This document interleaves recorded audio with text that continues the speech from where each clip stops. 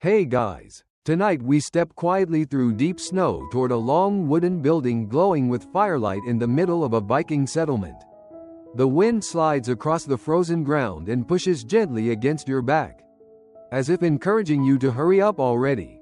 Ahead of you stands the Longhouse, low, sturdy, and smelling faintly of smoke, pine wood, and a surprising amount of sheep. You brush snow from your shoulders and duck beneath the doorway beam, immediately stepping into warmth, flickering firelight, and the soft murmur of people settling into another long winter day. Inside, the air is thick with smoke drifting upward toward the roof vents. The floor is packed earth, worn smooth by years of boots and bare feet. Wooden benches line the walls, and fur blankets hang in places to block chilly drafts that try their best to sneak inside anyway. The fire crackles in a long hearth that stretches down the center of the room, giving off heat that feels glorious after the icy wind outside. You probably won't survive this.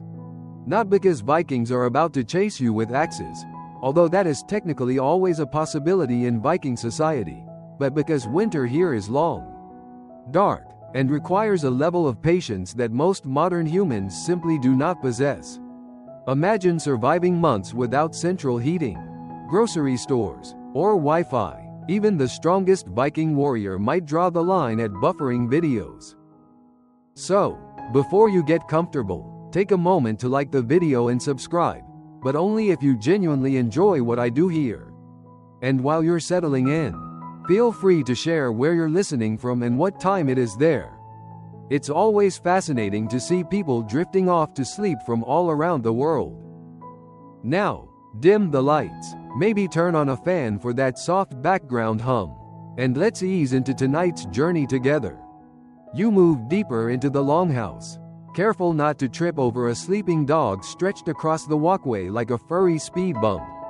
Several people sit along the walls wrapped in wool cloaks, their breath occasionally visible in the cooler corners of the room. The warmth from the hearth never quite reaches everywhere evenly. Historically speaking, Viking longhouses were the center of domestic life across Scandinavia between roughly the 8th and 11th centuries. Archaeological excavations in places like Norway, Denmark, and Iceland show that these buildings could stretch 20 to even 60 meters long. They were built with wooden frames, turf walls, and thick thatched roofs designed to trap heat during the brutal northern winters. And brutal they were. In December and January, daylight in parts of Scandinavia might last only a few hours. Most daily routines had to adapt to darkness and cold, which is one reason the Longhouse became such an important social space. Nearly everything happened inside here during winter: cooking, crafting, storytelling, sleeping, and occasionally arguing about whose goat ate whose vegetables last autumn. You settle onto a bench near the fire where a woman pokes at the embers with a long iron rod. Reviving the fire each morning is one of the most important chores in the household. In a world without matches or lighters, keeping embers alive overnight saves a lot of effort. Starting a brand new fire from scratch with flint and steel is possible, but nobody wants to do that before breakfast if they can avoid it. Historians widely agree that maintaining the hearth fire was essential for Viking survival.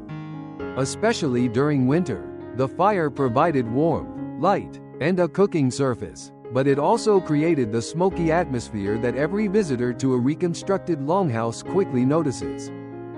The Vikings apparently tolerated quite a bit of indoor smoke. Modern visitors might cough after 10 minutes, but Viking lungs were likely well trained by years of campfires and hearths.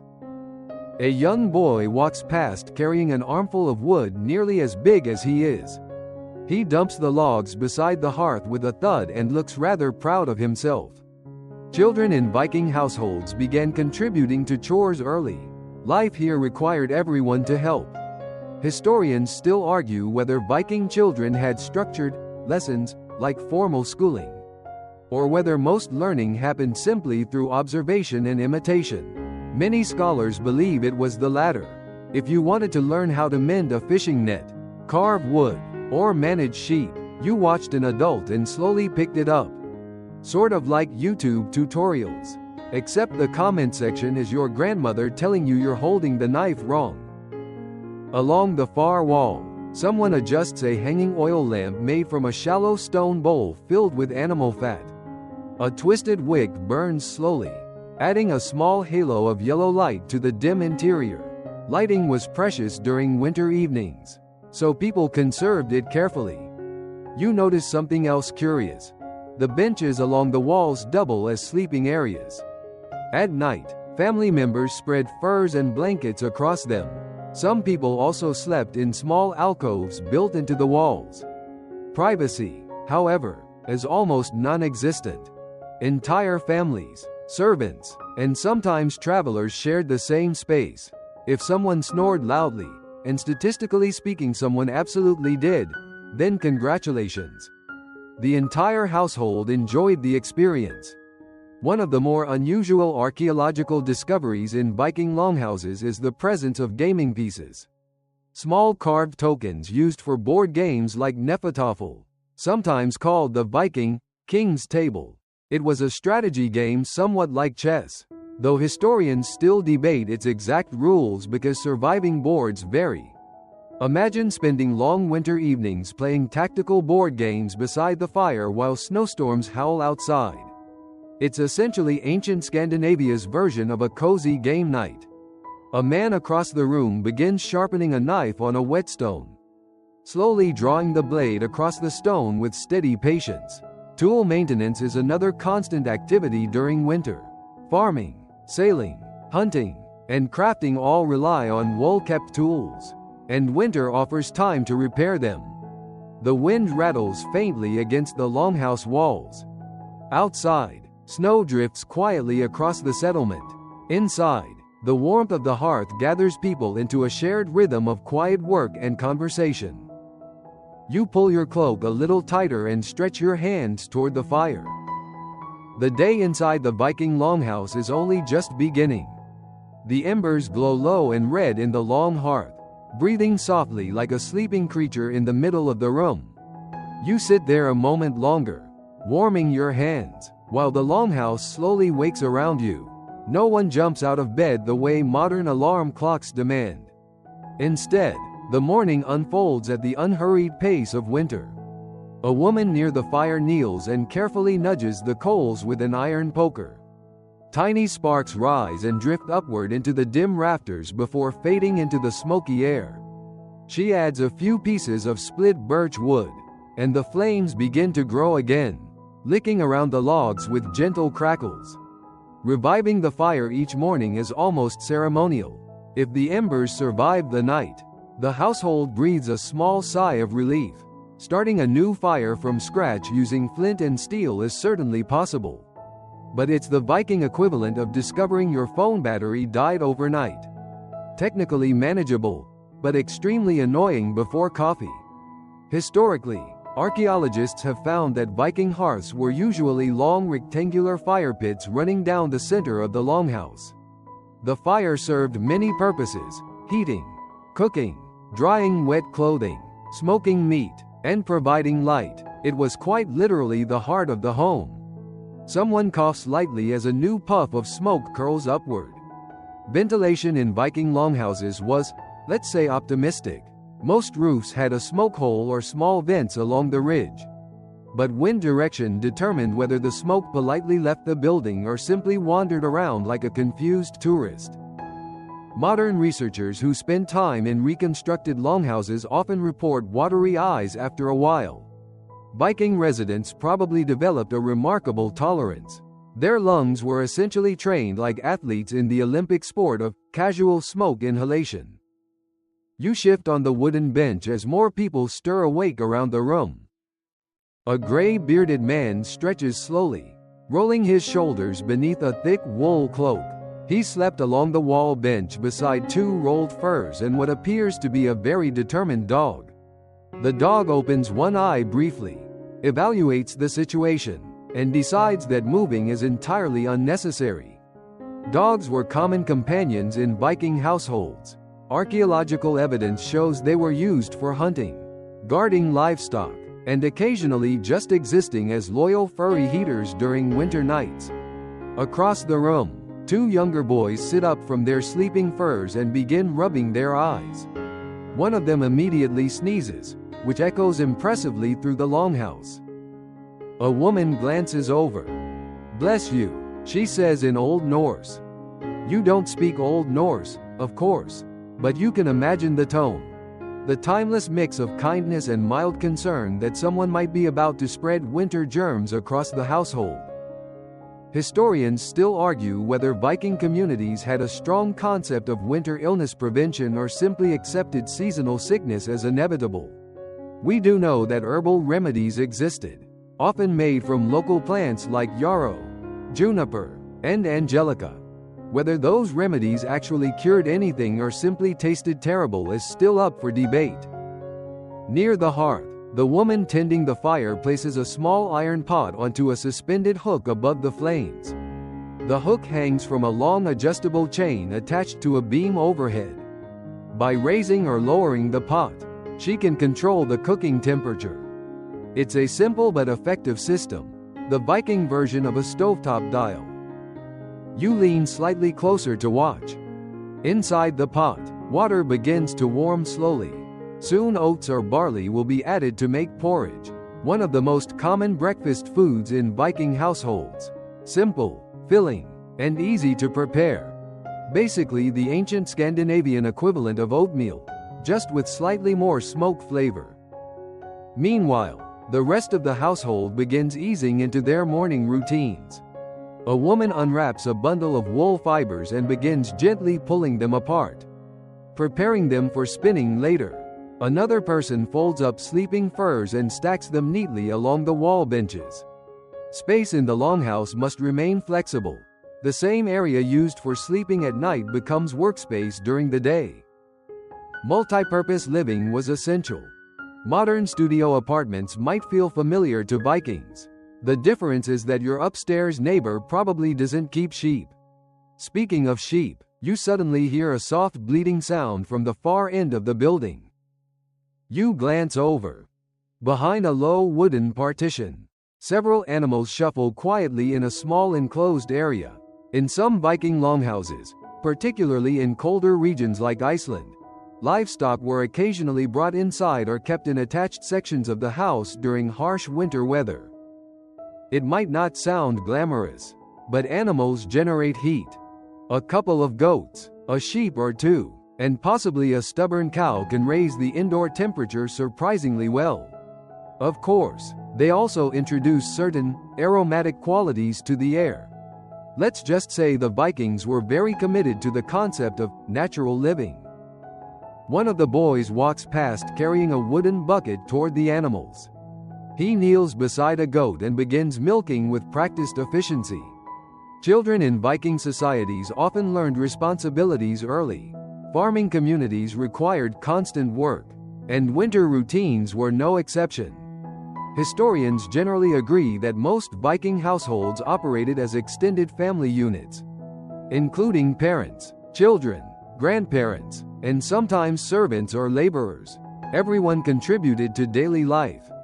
You watch the slow rhythm of the morning continue. The fire grows brighter, the pot begins to simmer. People stretch, talk quietly, and prepare for the day's indoor work. Outside, the sky is just beginning to lighten with the faint gray glow of a northern winter morning. Inside the longhouse, warmth spreads gradually from the hearth, and the quiet routines of Viking life continue, steady, practical, and surprisingly calm. And breakfast, thankfully, is not far away. The smell of warm grain slowly begins to fill the longhouse as the pot over the hearth starts to bubble. It's a comforting scent, earthy, simple, and steady, like the rhythm of winter itself. You lean forward slightly, watching the surface of the porridge thicken while someone stirs it with a long wooden spoon. Breakfast in a Viking household is not an elaborate affair. There are no stacks of pancakes, no sizzling bacon, and certainly no espresso machine humming in the corner. Instead, the morning meal focuses on practicality.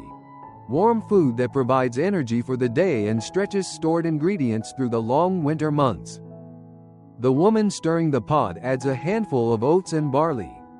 The grains swirl through the steaming water and begin absorbing the heat. Occasionally she scrapes the bottom of the pot so nothing burns. Historians widely agree that cereals like barley, oats, and rye form the backbone of the Viking diet. Archaeological finds from Viking settlements regularly include grinding stones and charred grain remains, suggesting that porridge and bread were everyday staples. You could say Vikings ran on carbohydrates long before endurance athletes made it fashionable.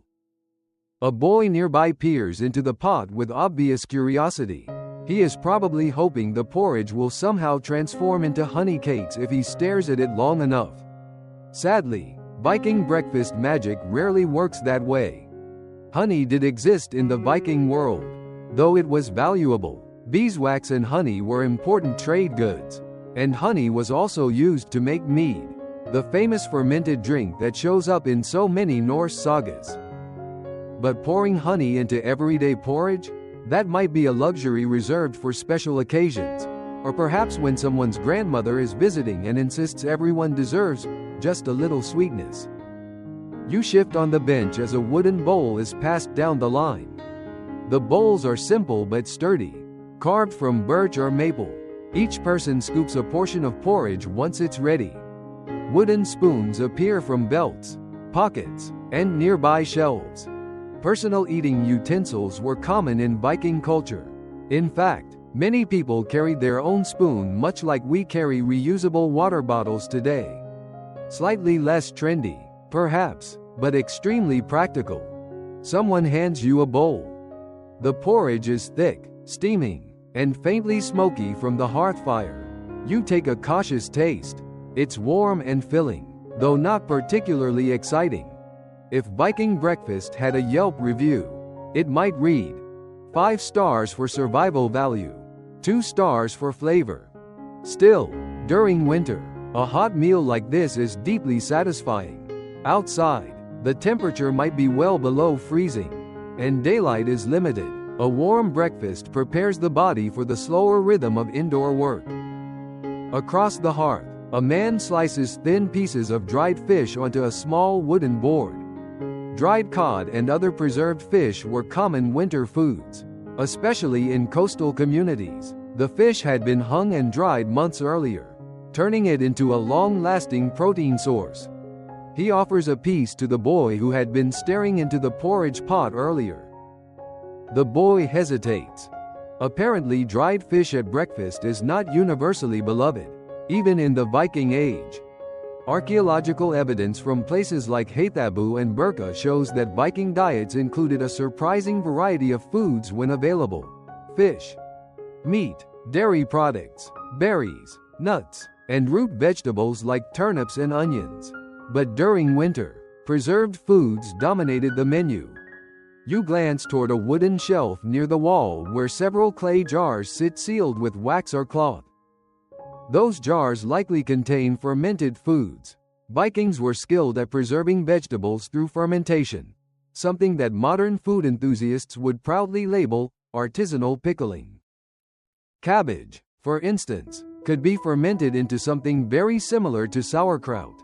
It kept well through the cold months and added valuable nutrients to an otherwise grain-heavy diet. Historians still argue whether fermented vegetables were common across all Viking regions or mostly used in certain settlements.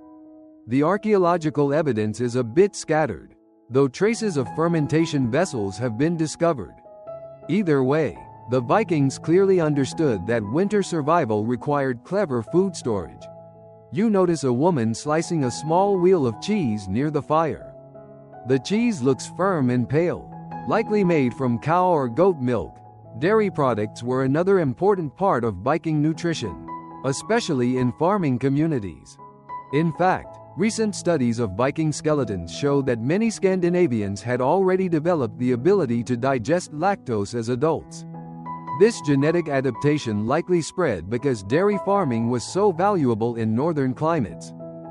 So while some people today avoid milk entirely, Vikings might have looked at that choice with deep confusion.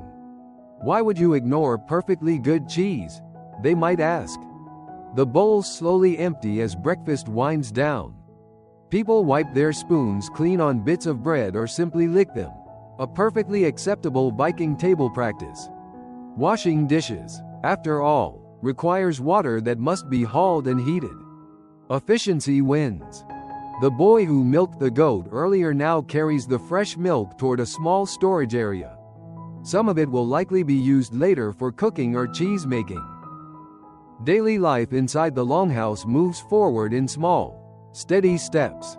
The porridge pot is lifted away from the fire, and someone begins preparing the hearth for the next round of activity. Soon the morning chores will begin in earnest: spinning wool, repairing tools, checking supplies, and keeping the household running through another cold day. Outside, pale winter sunlight finally creeps across the snow-covered settlement. Inside the longhouse, breakfast bowls are stacked aside. The fire crackles warmly, and the quiet work of the Viking day is about to begin. The last of the breakfast bowls are stacked along a wooden shelf, and the longhouse settles into the quiet rhythm of work. No one rushes, but no one sits idle either. Winter days are short, and every hour of daylight matters, even when most of the work happens indoors. You stretch your legs and step carefully around the hearth, noticing how the packed earth floor has been worn smooth over years of footsteps. In some places, wooden planks create small walkways where the ground might become muddy when snow melts. The floor is practical rather than beautiful, but it does its job. Near one of the walls, a man kneels beside a wooden chest and lifts the heavy lid. Inside are tools, knives, awls, small hammers, and bundles of cord. He begins sorting through them slowly, inspecting each one with the calm patience of someone who knows that winter is the perfect season for repairs. Historically, winter was the maintenance season in Viking communities. During spring and summer, people were busy farming, fishing, traveling, or trading. Winter, by contrast, kept everyone closer to home. That meant time for repairing tools, weaving clothing, carving wood, and preparing equipment for the next year. You watch as the man runs his thumb along the edge of a knife blade. Satisfied, he sets it aside and picks up another tool, a small iron awl used for piercing leather. Leatherwork was essential in Viking life. Shoes, belts, bags, and harnesses all required regular maintenance, and winter offered the ideal opportunity to fix worn gear. Across the longhouse, a woman spreads a large piece of cloth across her lap and begins carefully mending a tear with a bone needle. The needle flashes slightly in the firelight as she moves it in steady, practiced motions. Textile repair was constant work in Viking households. Clothing was expensive to produce because every step required time: raising sheep, shearing wool, cleaning fibers, spinning thread, weaving fabric, and finally sewing garments. A single cloak represented many hours of labor. So when a sleeve tore or a seam split, throwing it away was not an option. You glance around the room and notice that nearly everyone is working on something small but important. One person sharpens a wooden spoon with a carving knife. Another twists plant fibers into cordage. Two older women quietly sort wool into separate bundles depending on its quality. It's almost like a Viking version of a craft workshop, except instead of soothing background music, you get crackling fire, creaking beams, and the occasional goat noise. Speaking of goats, one of them suddenly bleats loudly from the animal partition. The entire longhouse pauses for half a second. Someone mutters something in Old Norse that probably translates roughly to, "That goat again." Animals inside the longhouse weren't unusual during winter, particularly in harsher climates like Iceland. Archaeological remains show that some buildings had sections where livestock could be sheltered from storms. Their body heat helped warm the structure. Of course, this also meant that the household occasionally shared living space with animals who had absolutely no respect for quiet indoor behavior. The goat bleats again. Somewhere in the back, a child giggles. You walk toward the center of the room where a wooden rack holds several fishing nets. One of the older men is carefully entangling them, pulling knots loose with patient fingers. Fishing was a critical food source for many Viking communities, especially along coastal regions. Even in winter, when boats were used less often, nets needed maintenance. Historians widely agree that Viking fishing technology was quite advanced for its time. Nets, hooks, and traps allowed communities to harvest large quantities of fish that could then be dried or salted for long-term storage. The man repairing the net pauses and examines a torn section. With a quick movement, he threads a cord through the mesh and begins tying a series of small knots to restore the pattern. It's careful work. One mistake could weaken the entire net. You crouch beside him and watch the steady rhythm of his hands. Historians still argue whether net-making skills were typically taught within families or passed through specialized craftsmen.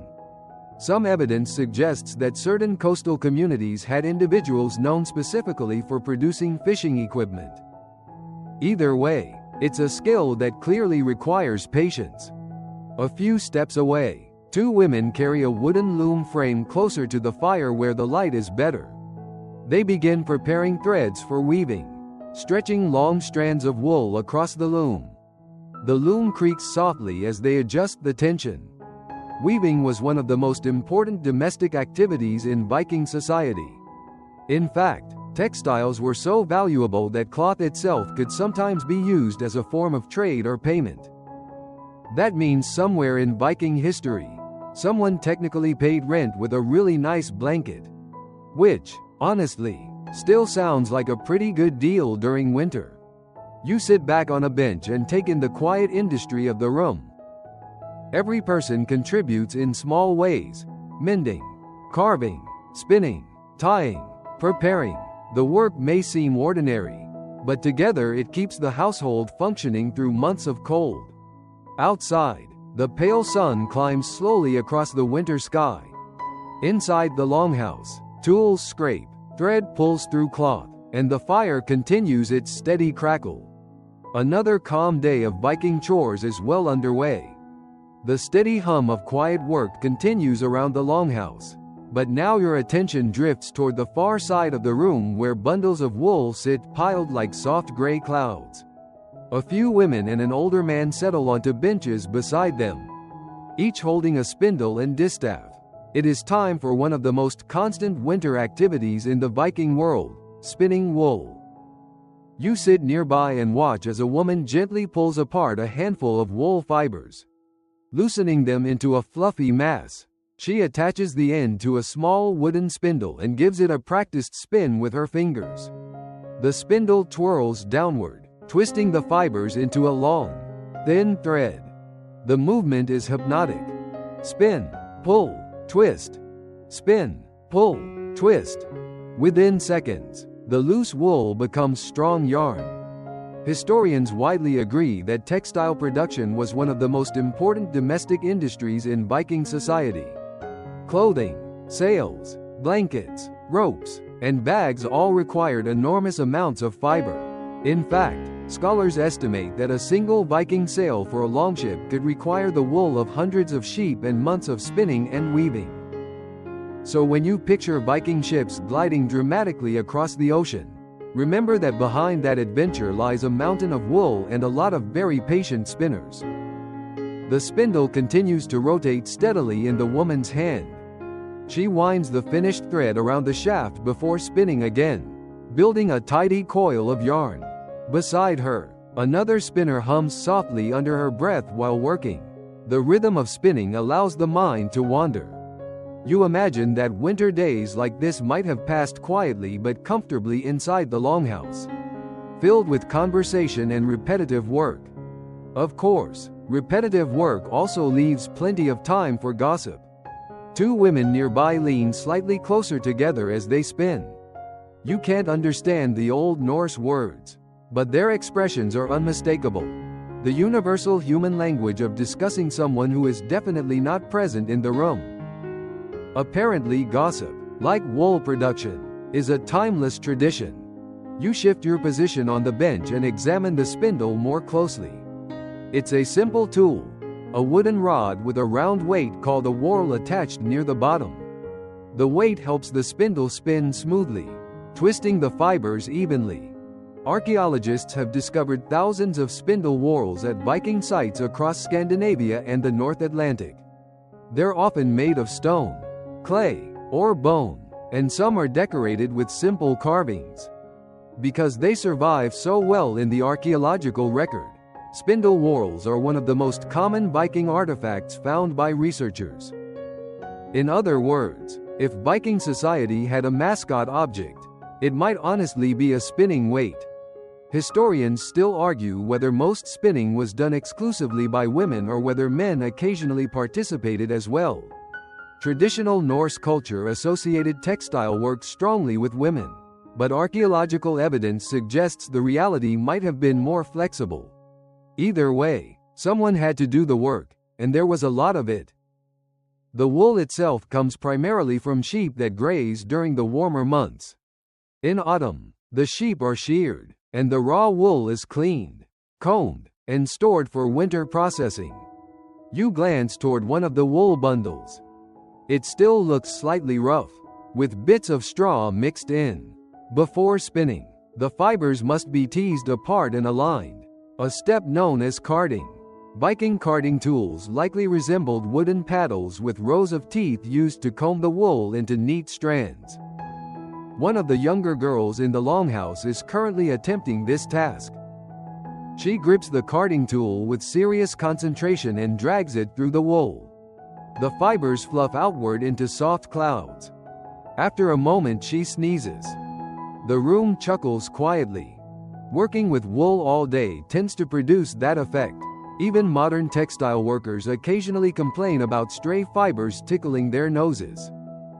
Across the room, someone lifts a bundle of finished yarn and carries it to the loom you saw earlier. The spinners supply the thread. The weavers transform it into cloth. It's a long chain of production that keeps everyone busy through winter. You stretch your hands toward the fire again and feel the warmth seep slowly into your fingers.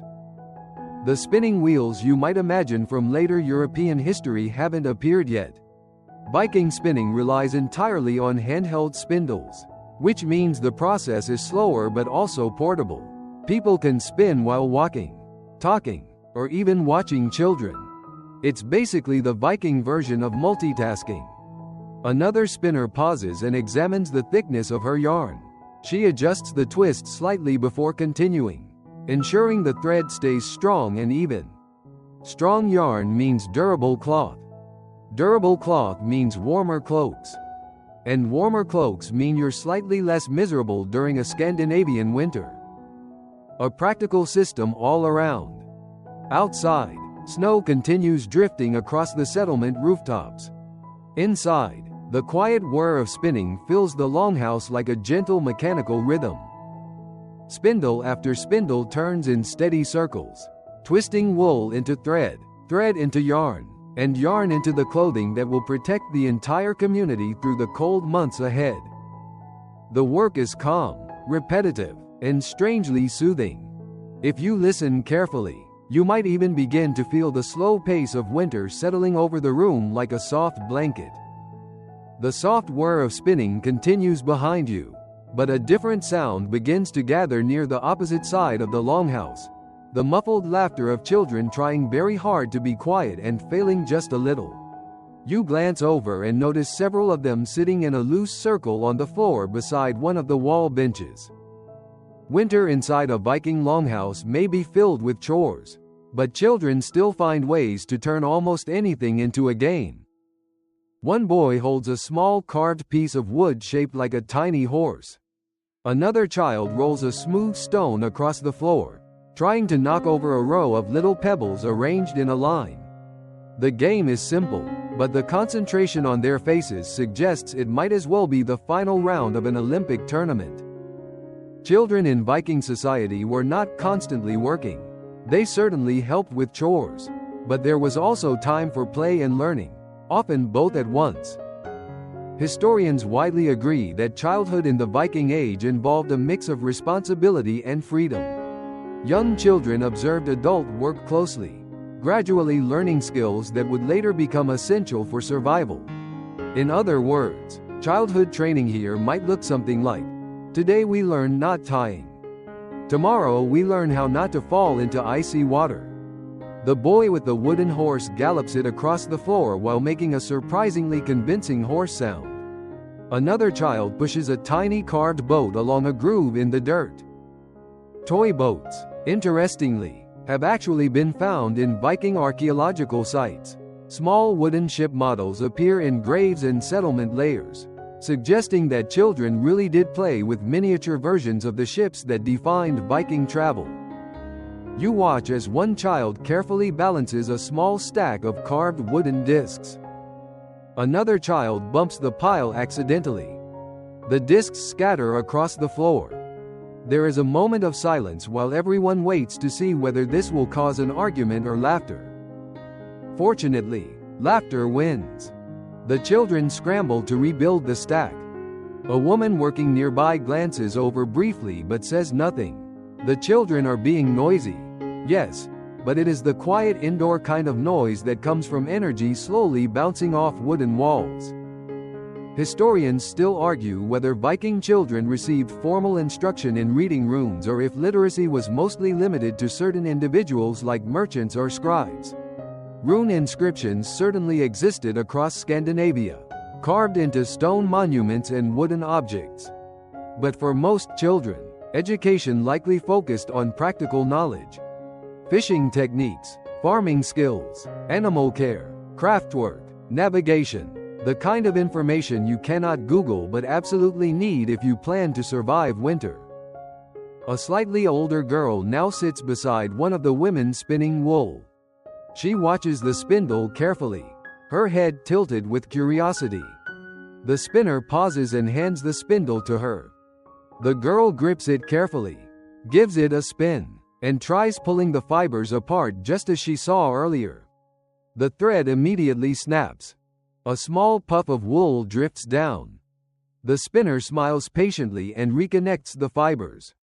Learning by doing was the Viking version of a training program, except instead of corporate workshops.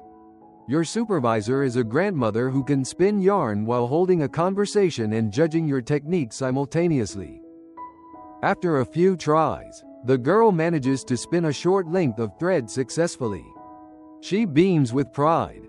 Across the room, two boys kneel beside a flat wooden board etched with faint lines forming a grid. Several carved pieces rest on the board. You recognize it immediately. Hnefatafl, the Viking strategy game mentioned earlier. The rules vary depending on the version, but the basic concept involves a king piece trying to escape from the center of the board while attackers attempt to capture him. Historians believe Hnefatafl was widely played throughout the Viking world, from Scandinavia to the British Isles. Boards and game pieces have been discovered in several settlements. One boy moves a piece confidently. The other frowns and studies the board. After a moment, he slides a piece across the grid and captures one of the attackers. He looks extremely pleased with himself. Strategic thinking was not just entertainment.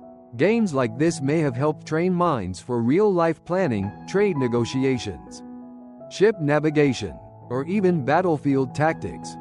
Though at the moment, the stakes appear to be something like bragging rights and possibly a dried berry snack. Near the animal partition, a toddler waddles unsteadily toward the goats. A woman quickly intercepts him before he can attempt diplomatic relations with a horned animal. Goats, as history repeatedly confirms, are not always interested in negotiations. You shift on the bench and watch the Longhouse scene unfold. Children laugh softly, spindles spin, someone continues mending cloth near the fire. The slow rhythm of winter life wraps around the room like a familiar melody.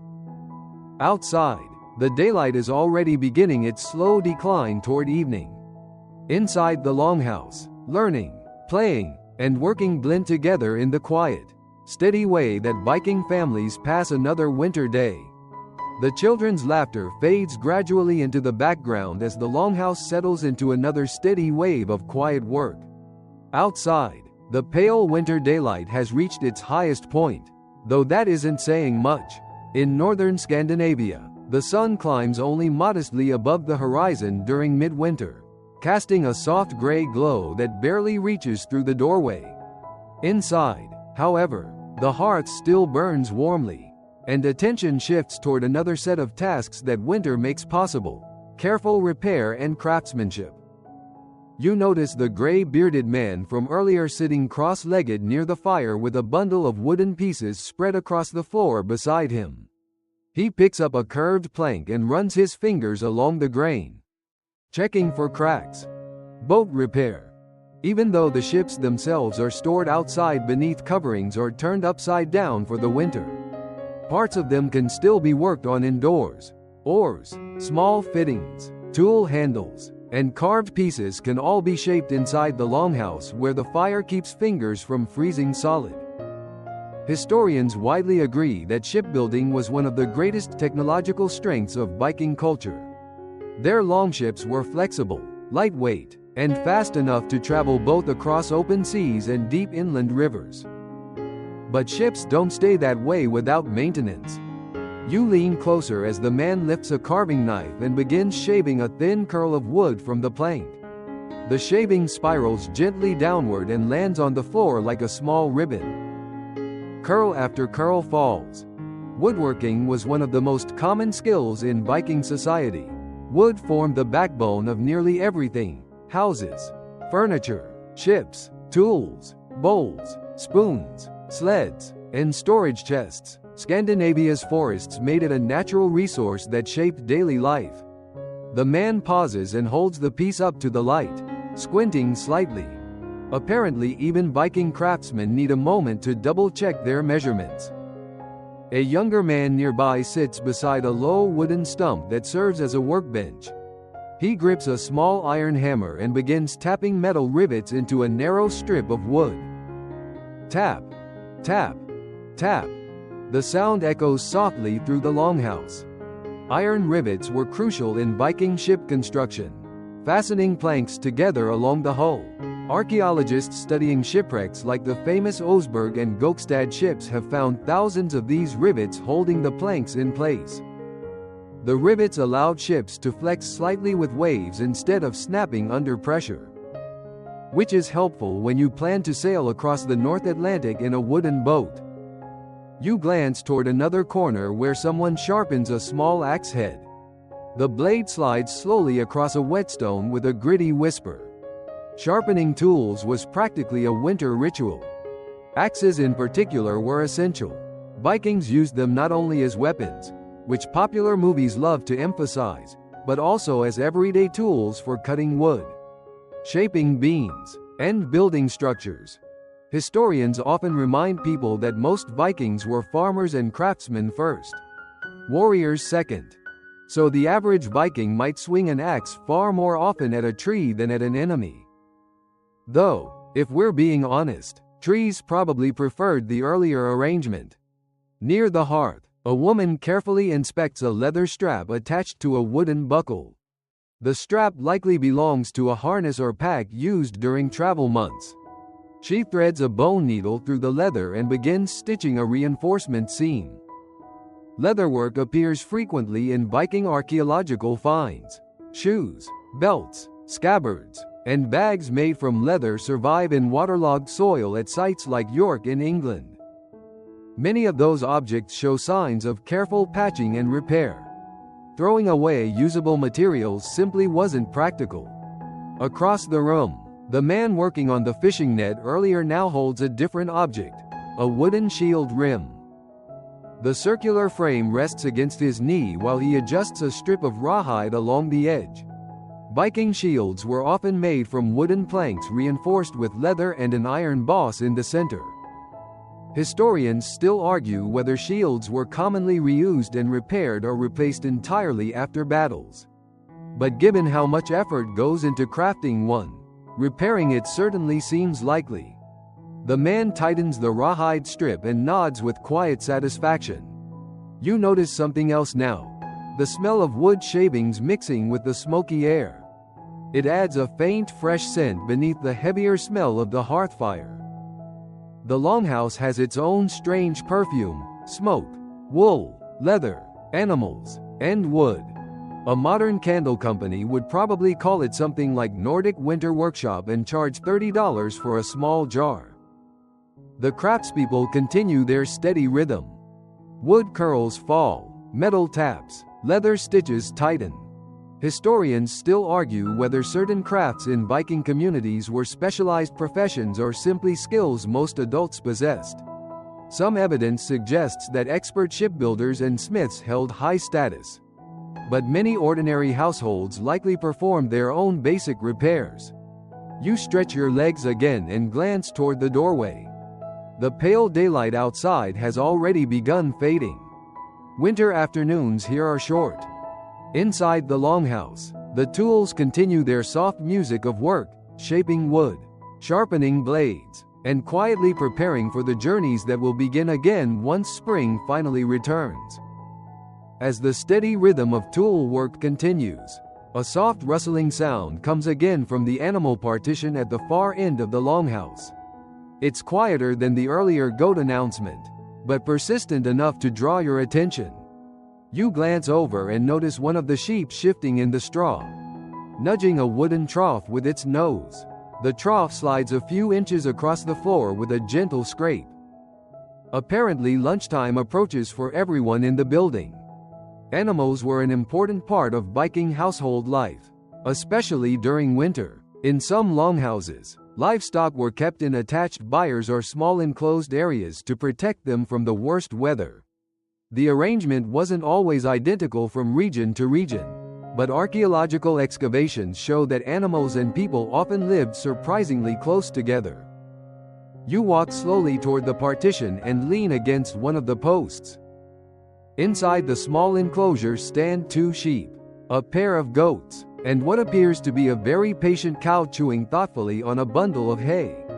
The animals shift occasionally, stamping their hooves on the straw-covered ground.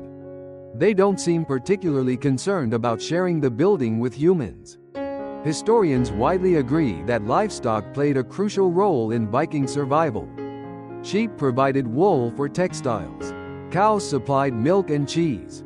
Goats could produce both milk and meat, and they were famously good at surviving on sparse vegetation. In short, these animals were the original Scandinavian multi-purpose machines.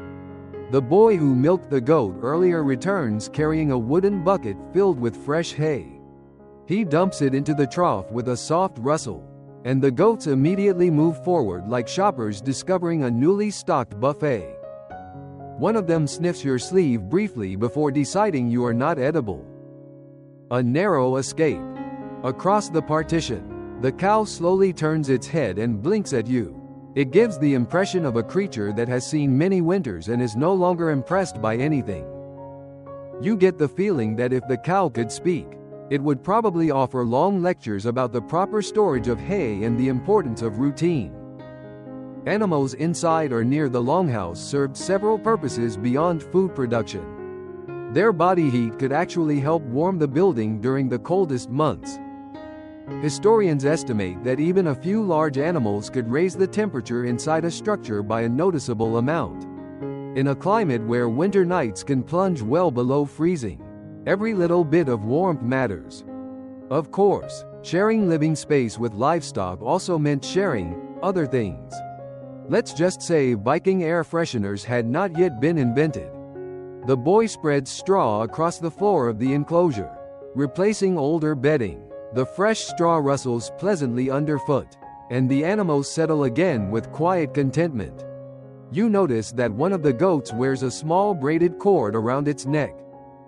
Historians still argue whether Viking farmers sometimes decorated livestock with simple cords or whether this was purely functional for identification and tethering. Either way, the goat seems moderately proud of its accessory. Fashion is universal. Near the hearth, someone calls out to the boy, and he quickly returns to the main room carrying the empty hay bucket. Behind you, the animals settle back into their slow routines, chewing, shifting, occasionally sighing with the kind of deep calm that only a wool-fed animal seems to achieve. You walk back toward the fire and notice a woman placing several wooden racks closer to the heat. On the racks hang strips of damp wool thread that need drying before they can be used for weaving. The warmth from the hearth slowly dries the fibers.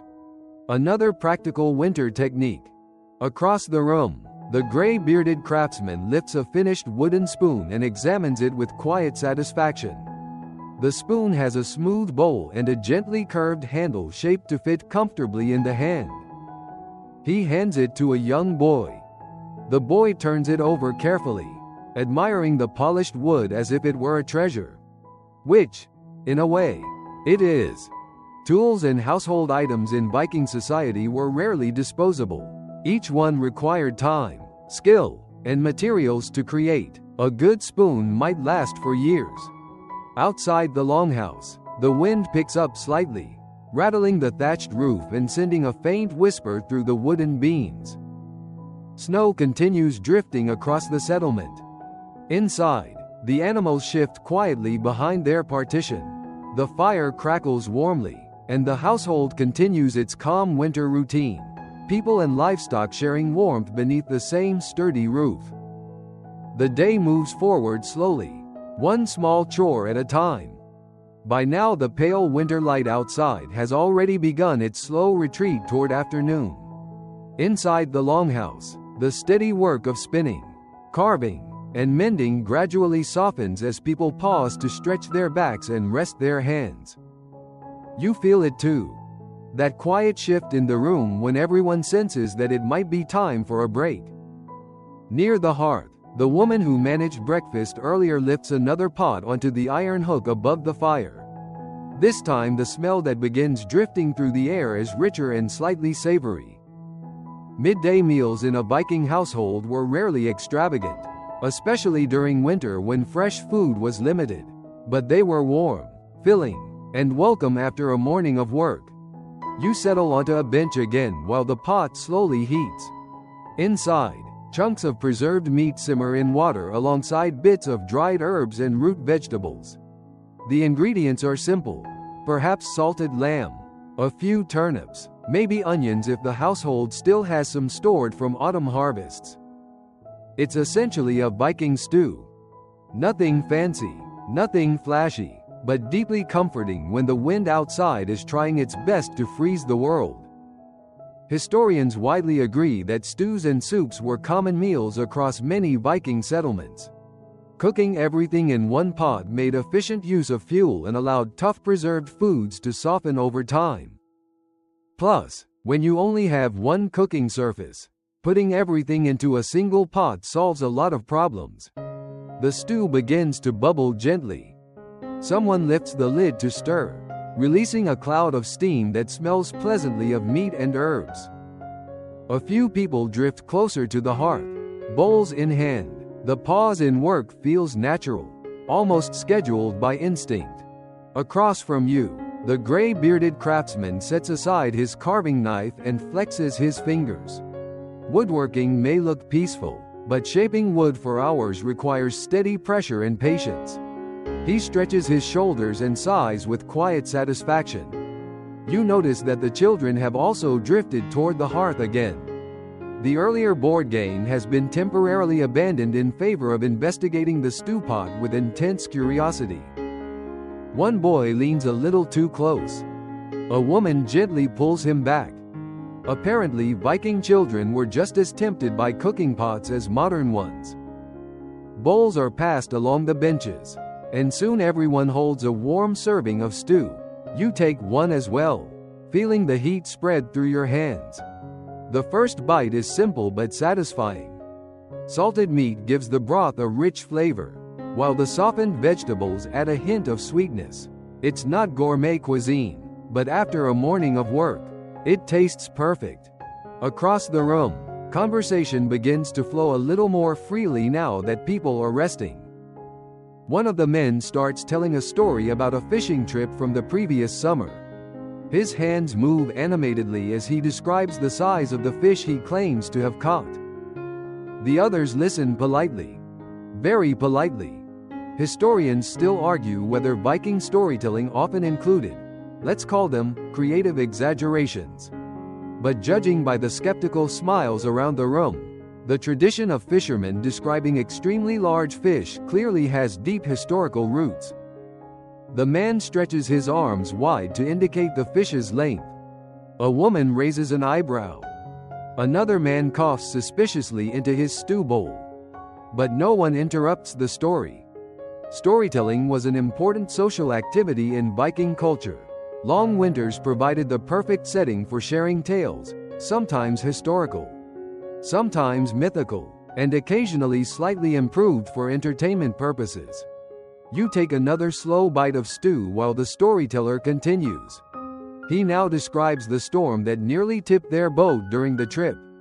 The wind, according to him, was so strong it nearly carried the entire crew to Denmark, which, given Scandinavian geography, might actually be possible on a particularly windy day.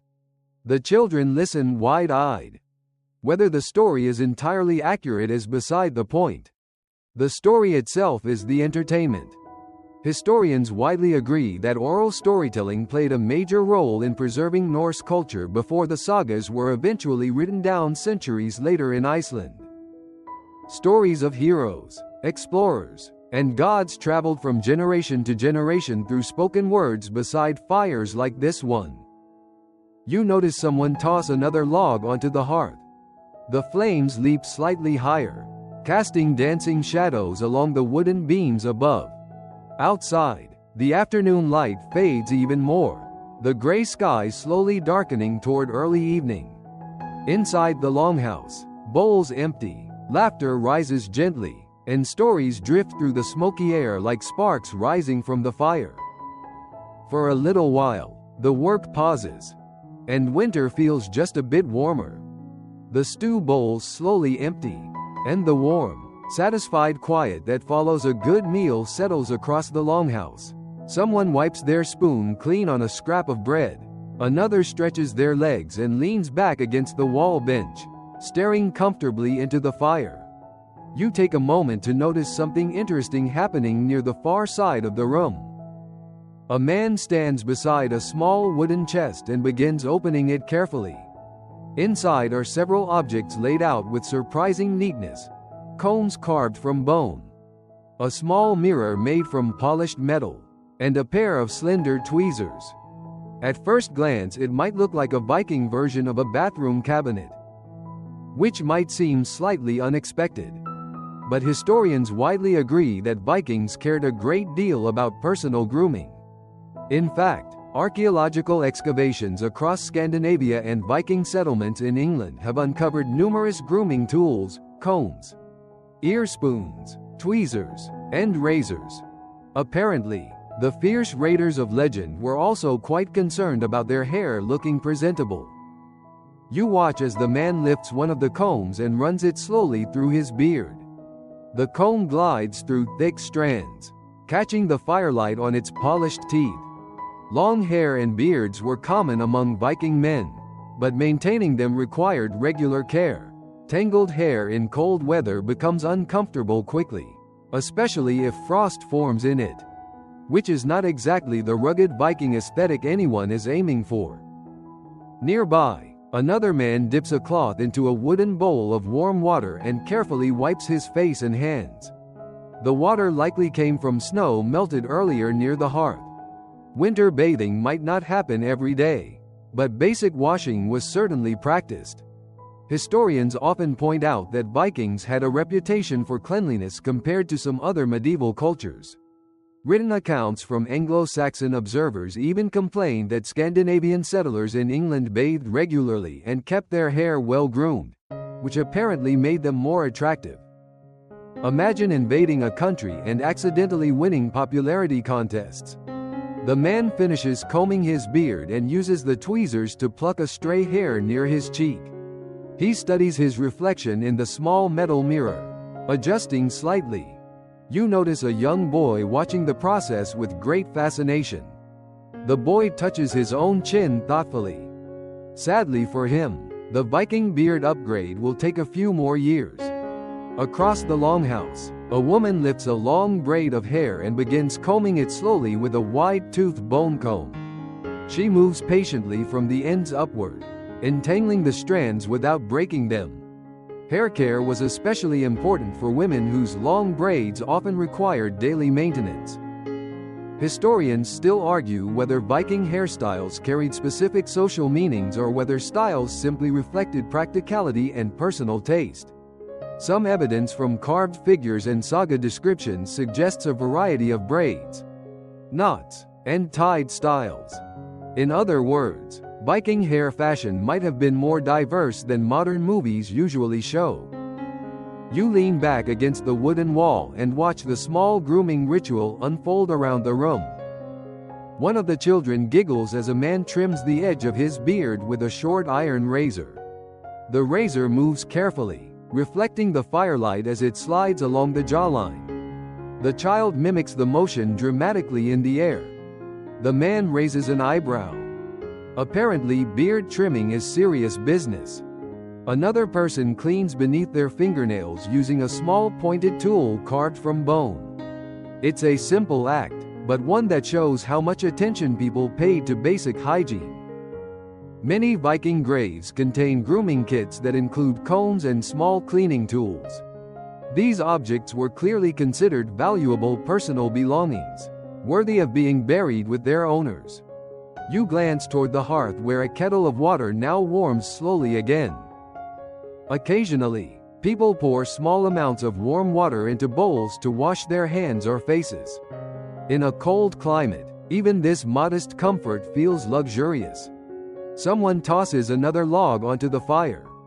The flames flare briefly, illuminating the wooden beams overhead where faint smoke drifts toward the roof vent. Outside, the sky darkens further as the short winter afternoon slips toward evening. Inside the longhouse, combs slide through hair, beards are trimmed, and warm water steams gently in small bowls. It's a quiet moment of care and routine, one that reveals a softer side of Viking life often hidden behind stories of raids and battles. Here in the Longhouse, daily life includes something much simpler. Looking after yourself, and perhaps making sure your beard looks respectable while doing it. The grooming tools slowly return to their wooden chest, and the Longhouse drifts back into its quiet rhythm. Outside, the faint gray daylight has almost disappeared entirely now. Winter afternoons in the far north are brief visitors, arriving late and leaving early. You notice the change immediately.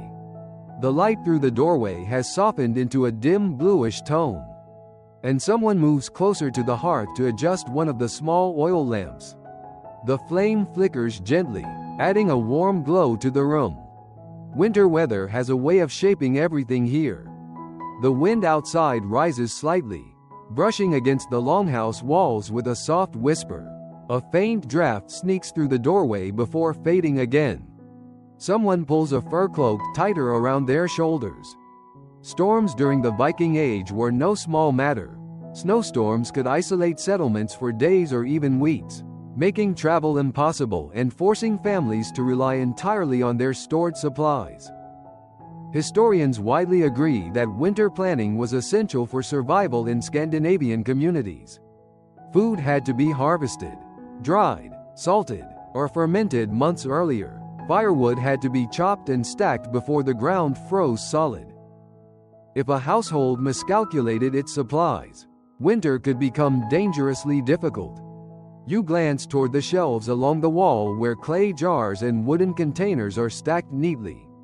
Inside them are preserved foods, dried fish, cured meats, grains, and perhaps fermented vegetables.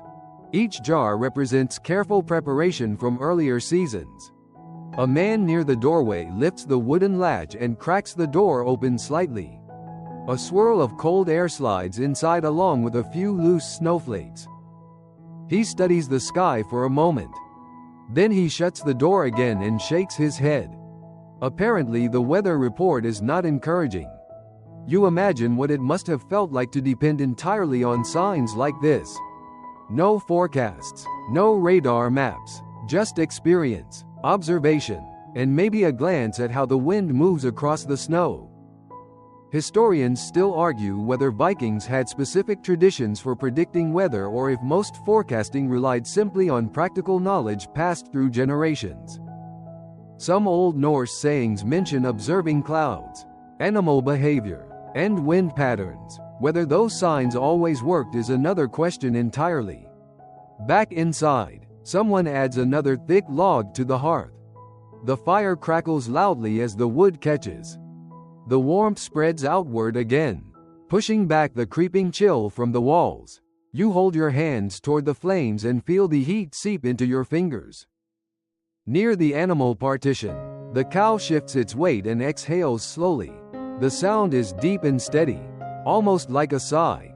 The animals seem aware of the approaching night too. One of the goats curls its legs beneath its body and settles into the straw. Chewing lazily, sheep huddle closer together, forming a soft woolly cluster. Animals were often excellent predictors of weather changes. Historians occasionally note that farmers might watch livestock behavior for signs of incoming storms. If animals grew restless or unusually quiet, it sometimes suggested shifting pressure systems or approaching wind. Of course, goats are also known for behaving strangely for absolutely no reason. So the accuracy of that method might be mixed. You walk slowly toward the center of the room where the earlier board game still sits abandoned on the floor. The carved pieces remain frozen in the middle of the last move, like a paused battle waiting to continue. One of the boys returns and studies the board again. Apparently, the unfinished strategy game has been occupying his thoughts. He moves a piece quietly, completing the turn that was interrupted earlier. Across the room, two women bring the loom closer to the hearth where the light is stronger. Winter evenings often meant continuing certain indoor tasks by lamplight. The loom creaks softly as they resume weaving. Historians widely agree that winter work hours often extended into the evening, especially when necessary tasks remained unfinished. Though without electric lighting, people still tended to follow natural rhythms more closely than modern schedules. Darkness eventually encourages rest. The oil lamps flicker gently as someone trims a wick to keep the flame steady. Outside, the wind grows a little stronger, rattling the thatch along the roofline. Snow drifts quietly across the settlement again. Inside the longhouse, the warmth of the hearth holds steady, pushing back the cold night gathering outside the wooden walls. The household continues its slow routines, weaving, watching the weather, tending the fire. Winter waits patiently beyond the door. But for now, the longhouse remains warm. The darkness outside thickens slowly, like a soft curtain settling across the snowy landscape. Inside the longhouse, the firelight grows brighter by comparison, casting warm orange light across the wooden beams and wool cloaks along the walls. You notice another shift in the household's rhythm. The weaving slows. The tool repairs come to a pause.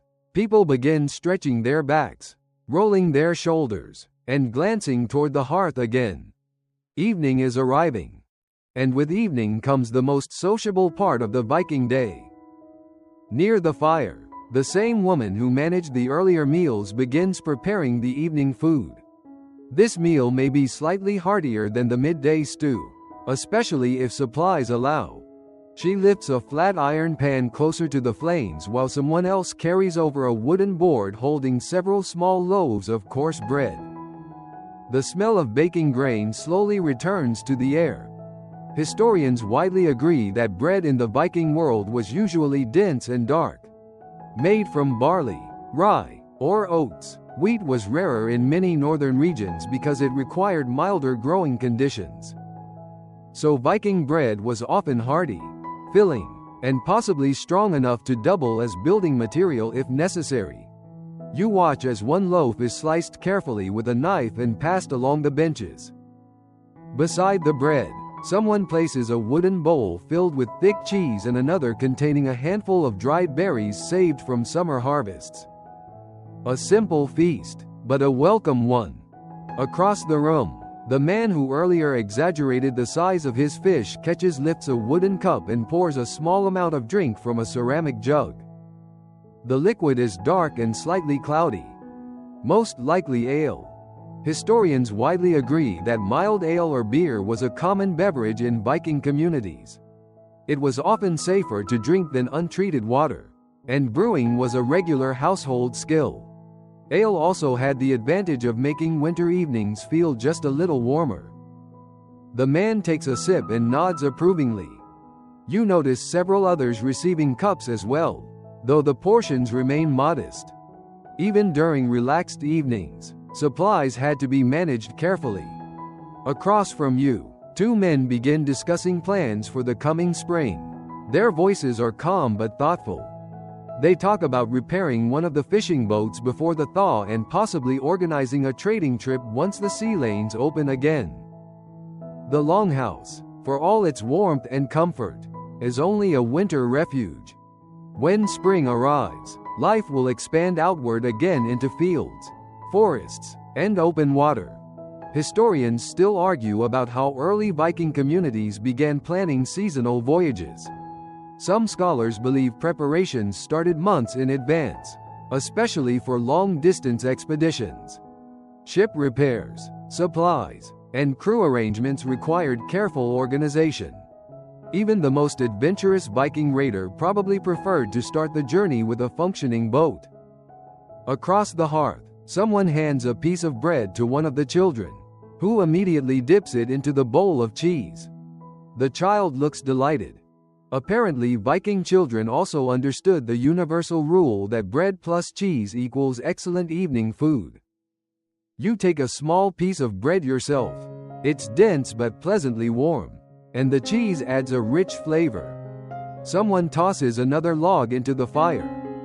The flames flare upward, briefly illuminating the longhouse roof beams where smoke curls lazily toward the vent above. A few people pull their benches slightly closer together, forming a loose circle near the hearth. This is the social heart of the evening. Conversation grows livelier now that the day's chores are finished. Voices overlap gently as people share small stories, plans, and observations. One man describes a fox he spotted earlier in the week near the edge of the settlement. Another mentions a broken sled runner that will need repair before the next snow haul. Even the children join in occasionally, adding small details with great enthusiasm. You notice the gray-bearded craftsman smiling quietly while listening. Even without grand celebrations, evenings like this carry their own warmth. Historians often emphasize that Viking society relied heavily on strong social bonds within households and communities. Cooperation during long winters was essential.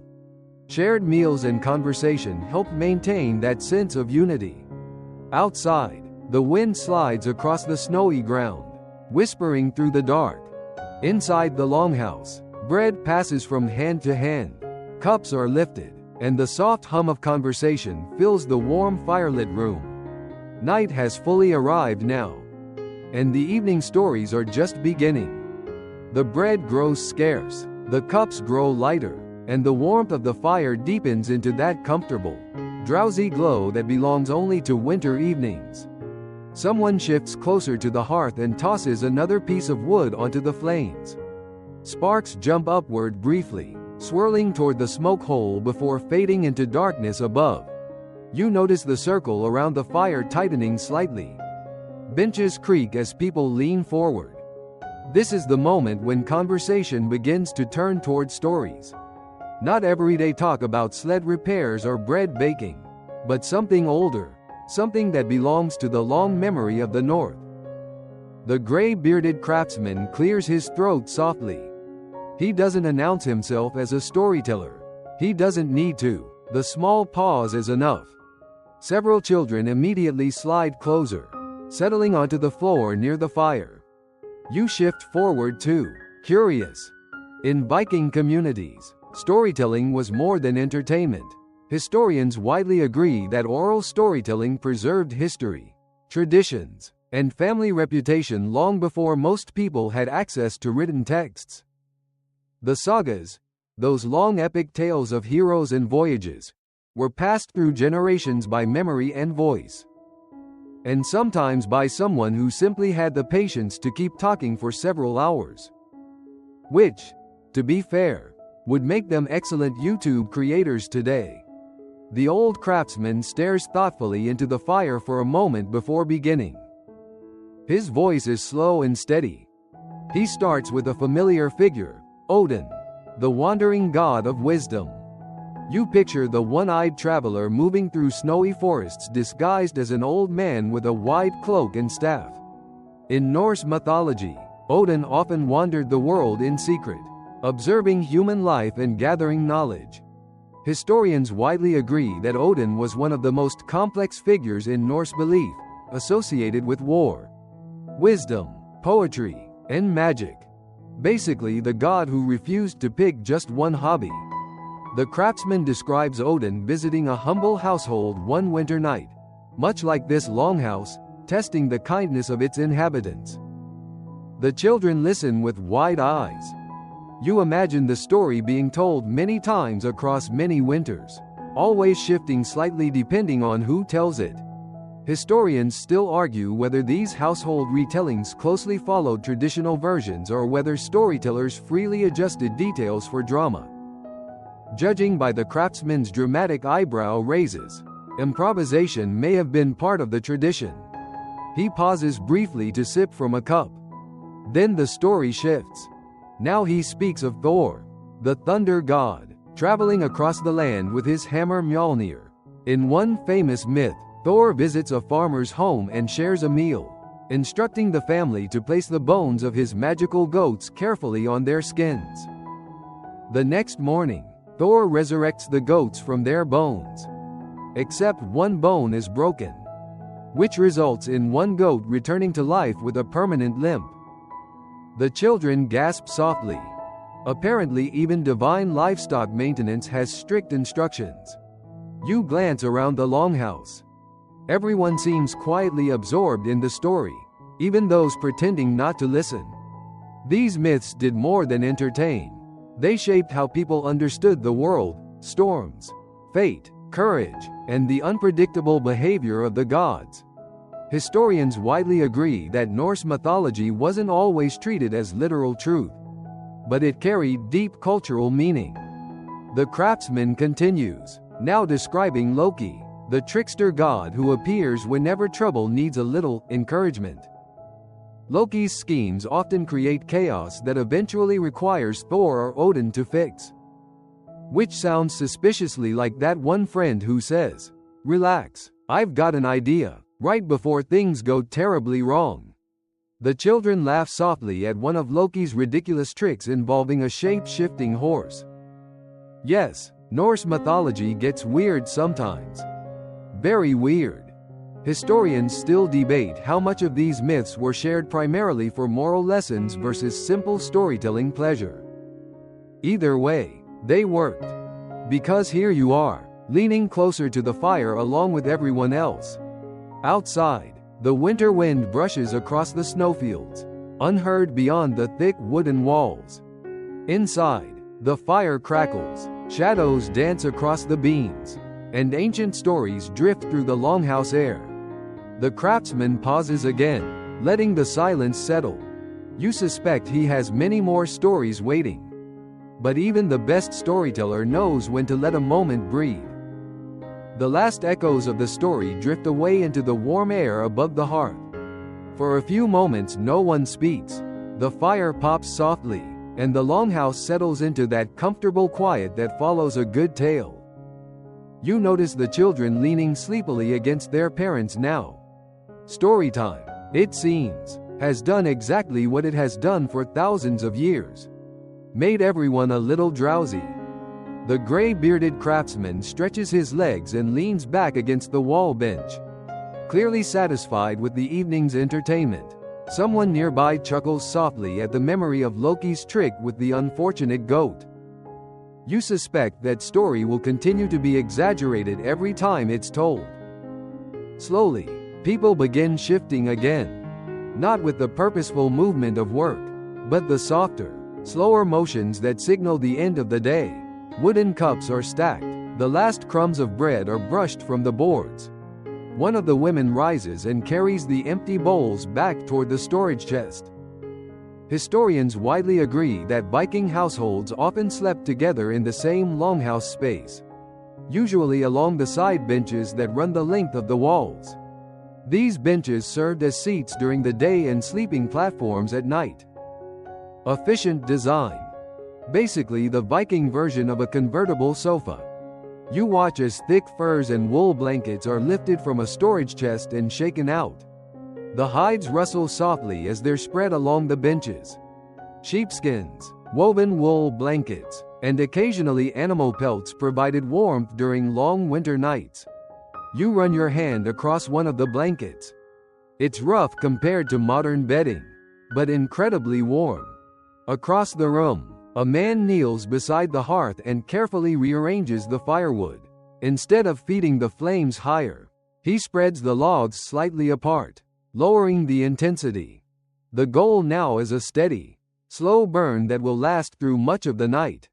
Historians still argue whether Viking longhouses kept fires burning continuously during winter or whether they sometimes allowed them to fade before morning.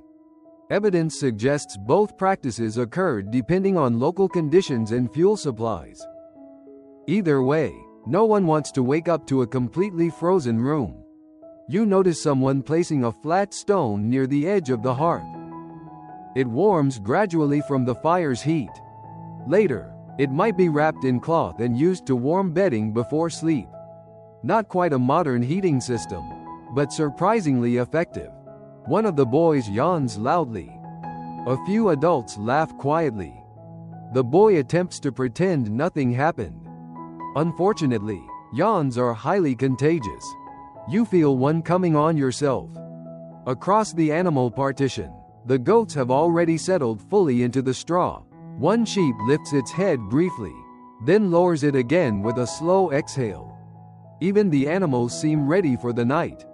Outside, the wind has calmed somewhat.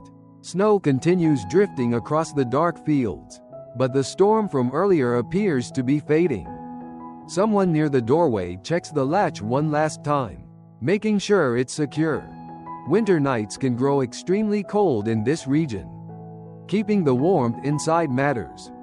The oil lamps are trimmed lower now. Their soft golden light joins the glow of the hearth, creating long shadows along the beams above. You stretch your legs along the bench where the blankets are already waiting. The wooden surface beneath the furs is firm but comfortable enough after a full day's activity. Nearby, quiet murmurs continue as people exchange final thoughts before sleep. Someone mentions checking the fishing nets once the weather clears. Another reminds a child about tomorrow's chore of gathering more firewood. Historians widely agree that daily routines like these, small reminders, shared tasks, quiet cooperation, form the backbone of Viking household life. Not raids, not battles, just people keeping things running through long northern winters. You pull the fur blanket closer around your shoulders. The warmth settles in quickly. The firelight flickers gently against the wooden rafters, and the last conversations fade into soft whispers. The longhouse prepares itself for sleep, and the long northern night is only beginning. The longhouse grows quieter with each passing minute.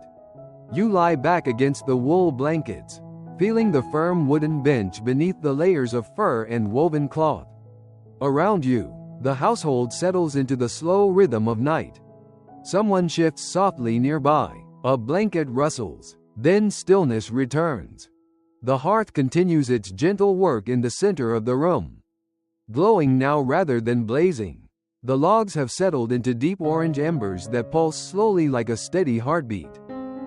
Light from the fire spreads across the floor in a soft circle, fading gradually into shadow along the walls. You watch the smoke drift lazily upward toward the roof vent, curling through the dim beams before slipping into the cold sky above. Outside, the winter world stretches silent and white. The wind has quieted to a faint whisper brushing across the snowfields surrounding the settlement.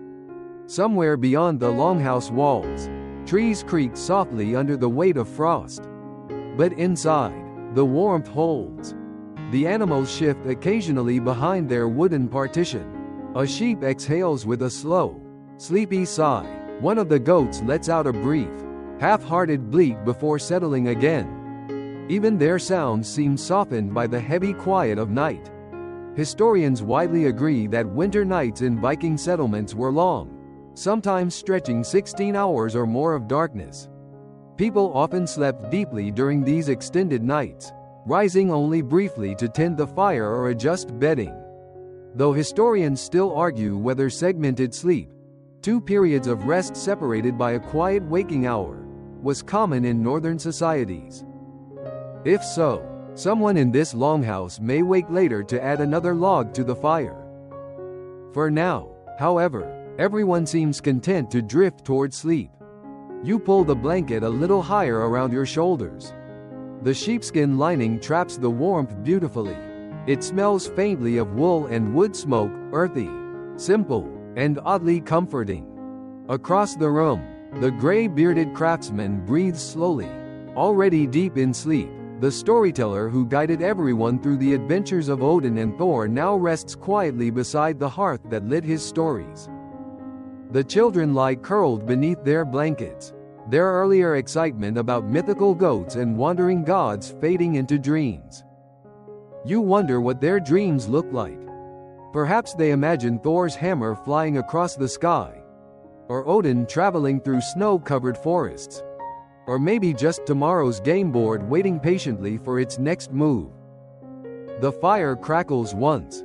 A single ember shifts, sending a brief spark upward before fading. You feel the warmth of the room, the steady breathing of the household, the quiet strength of thick timber walls holding back the winter night. It's easy to imagine nights like this repeating for centuries.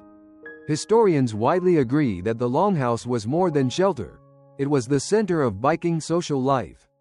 Families, workers, travelers, and storytellers all shared this one space, living side by side through seasons of work and rest.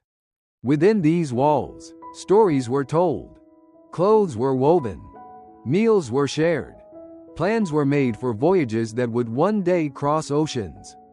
And yet, on nights like this, everything slows to something simpler. Just warmth. Just quiet. Just the sound of the fire breathing softly in the dark. The embers dim gradually, glowing softer and softer as the night deepens. The oil lamps have already gone dark, leaving only the hearth's gentle light flickering across the beams. Your eyes grow heavier. The longhouse feels safe and steady around you, its wooden frame sheltering everyone within from the cold northern wilderness outside. And slowly, as the fire fades to a low glow and the wind drifts quietly across the snowy fields, the final sounds of the longhouse slip into silence. The animals sleep. The household sleeps. And winter continues its patient watch beyond the door. Now the warmth, the quiet breathing, and the soft fading glow of the hearth carry you gently toward rest. So let the fire dim slowly. Let the wind whisper far away across the snow, and drift peacefully into the calm of the long northern night. Word count 1.055. As the longhouse settles fully into sleep, the night outside grows deeper and quieter. Snow drifts softly across the empty fields, covering the paths and rooftops in a smooth white blanket. The sky above the settlement stretches dark and wide, scattered with cold northern stars that shimmer faintly through the thin winter clouds. Inside, the last embers in the hearth glow like small red lanterns, breathing warmth into the center of the room. The wooden beams hold the heat gently, and the thick walls keep the cold wind far away.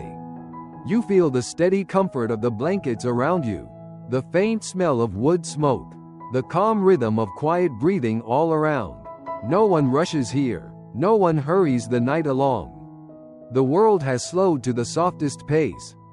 The fire dims a little more, and shadows stretch lazily along the rafters above. Somewhere in the darkness, a log shifts with a quiet crack, then settles again. The animals sleep in their straw. The storytellers sleep beside the fading hearth. The Longhouse rests, warm and still beneath the northern winter sky. And as the night deepens, everything grows softer, quieter, calmer. Just warmth. Just quiet. Just the peaceful silence of a longhouse resting safely through the winter night. End of script. Sweet dreams.